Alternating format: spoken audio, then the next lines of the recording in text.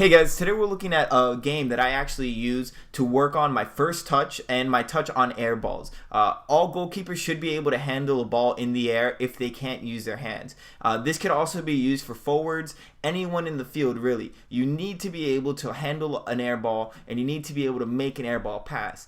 Control of these balls are essential. The best way that I can explain this is always control the ball back upwards. If you're hitting it with your chest, if you push the ball back up, the ball is going to land directly in front of you. Never push the ball forward because the ball is not going to stay within your reach for a good touch.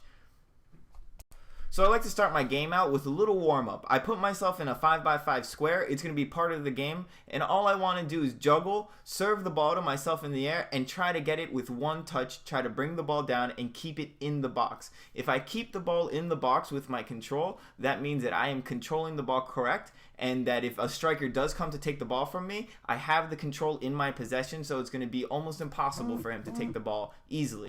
When you do go to control the ball in the air, once again, you want to do a very soft touch. It's always on the top of your laces, and you want to caress the ball down. You just want to get your foot in the way and stop the ball's fall, pretty much breaking the fall and just controlling the ball down with the fall. So for the game, you want to set up another 5x5 square on the other side of the field, somewhere near 50 feet away. From the squares, you want to actually drive a ball to the other square and have the player control the ball in that square. The idea is controlling the ball in the square. If you can't control the ball in the square, you don't have the control necessary for an air ball.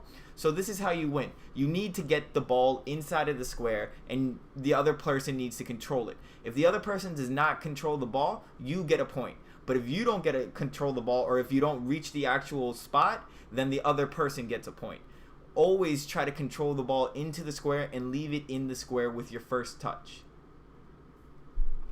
This is also super important for goalkeepers. You need to be able to land the ball on the player's foot. If you can't land the ball on the player's foot, you need to practice.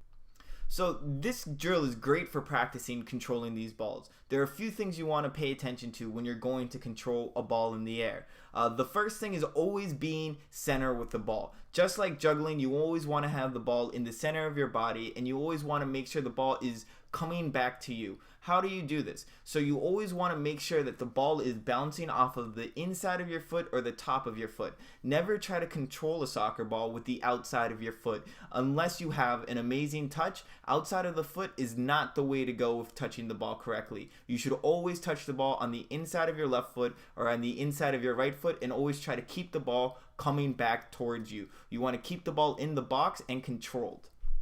It's going to be a lot easier for you if you're being attacked to control a ball before its first bounce. But sometimes you will get a bouncing ball. The best idea for this is, again, using the inside of your foot and getting your body over the ball so the ball bounces again forward and you're going into the actual run. Never put your foot out and not your body behind.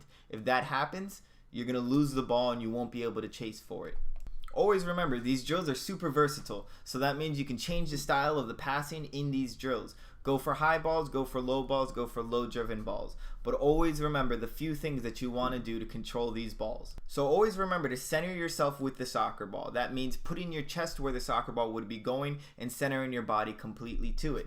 The next thing you want to pay attention to is always touch the ball up or down, but never directly forward. Always change the path of the power of the ball. You want to change the momentum so it changes the speed and pace of the soccer ball.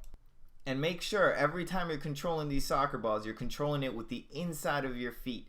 Always left foot inside of the foot, right foot inside of the foot. Never go with the outside. Learn how to control the ball with the inside of your feet. First, it's a lot easier and it makes you look like a much better soccer player. And remember guys, you need to practice, practice, and practice. That's really what makes the difference between a great player and an average player. Hey guys, thank you so much for watching the videos. If you liked it, please click like, and if you haven't already, please subscribe. Thanks guys again, and I'll see you guys again next week.